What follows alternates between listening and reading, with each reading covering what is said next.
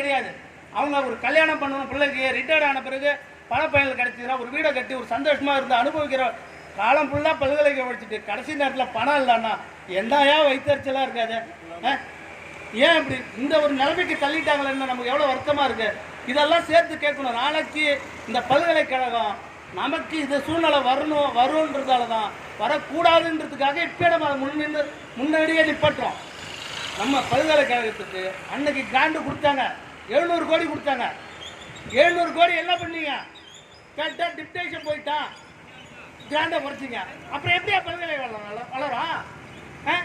கொடுக்குற கிராண்டை அதிகமாக வாங்கணும், குறைச்சிங்கன்னா என்ன பண்ணுவீங்க? நாளைக்கு ரிட்டையர்ட் ஆனது பணம் கொடுக்க முடியுதா? ஒரு வருஷத்துக்கு 2 டிஏ கொடுக்குறாங்க. 2 டிஏ உங்களுக்கு போட்டால் பணப்பத்திரம் போய் நிற்கிறீங்க. அப்போ நீங்கள் என்ன செய்யணும்? ஒரு சிண்டிகேட் மெம்பர் இருக்க எல்லாரையும் கூட்டி எங்களுக்கு கிராண்டு பத்தில் வருஷத்துக்கு டிஏ போடுறீங்க, சம்பளம் இன்க்ரீஸ் ஆகுது, எங்களுக்கு கொடுக்கணும் அப்படின்னு சொல்லி நீங்கள் கிராண்டை இன்க்ரீஸ் பண்ணணும். அதை செய்ய மாட்டீங்க. இப்போ கிராண்டை குறைச்சிட்டா எங்களுக்கு எப்படி பணம் கொடுப்பீங்க? உங்களுக்கு பேச திறமை இருக்கா இல்லையான்னு எங்களுக்கு துணைவேந்தருக்கு பதிவாளருக்குன்னு சொல்கிறேன்.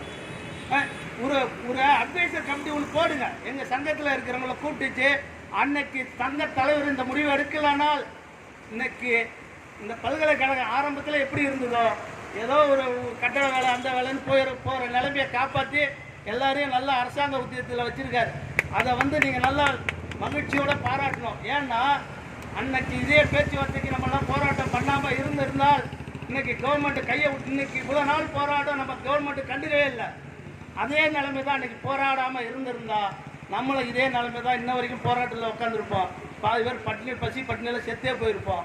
அதனால் தலைவருக்கு அது மீண்டும் ஒரு நன்றியை தெரிவிச்சுக்கிறேன். ஏன்னா அன்றைக்கி செஞ்ச ஒரு காரியம்தான் இன்றைக்கி எல்லாருக்கும் நல்ல மாதிரியாக இருக்குது. அதேமாரி இன்றைக்கும் அந்த பென்ஷன்தாருக்கும் நமக்கு ஒரு நல்ல வழி காட்டுன்னு சொல்லி தான் நம்ம தலைவர் நம்ம கூட இருந்து இத்தனை நாளாக நம்மளுக்கு போராடுறாரு.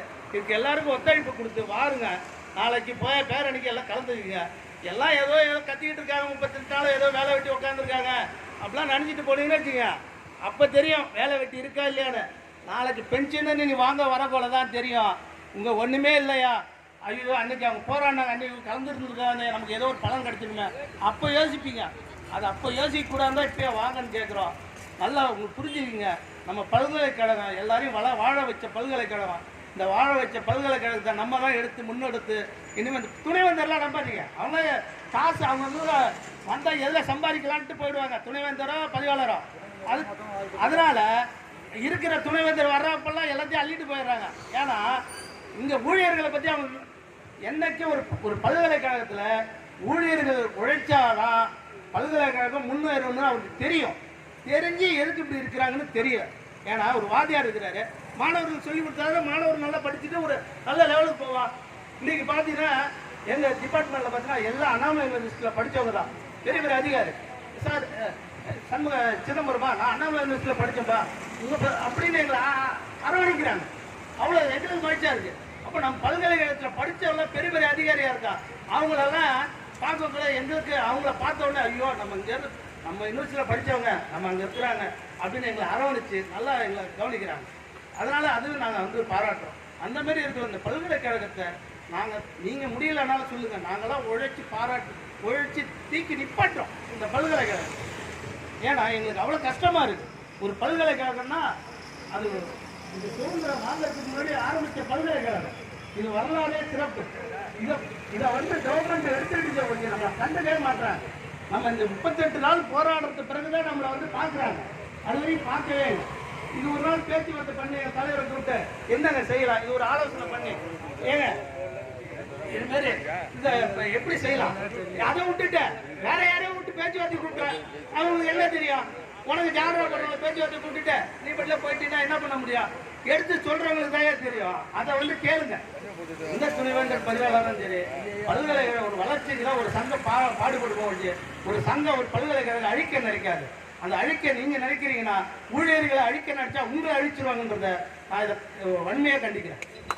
ஏன்னா ஒரு பல்கலைக்கழகம்னா அது எவ்வளோ பெரிய ஒரு இன்னைக்கு நான் எங்கள் வீட்டில் எங்கள் அப்பா வேலை பார்த்தாரு, அம்மா வேலை பார்த்தாங்க.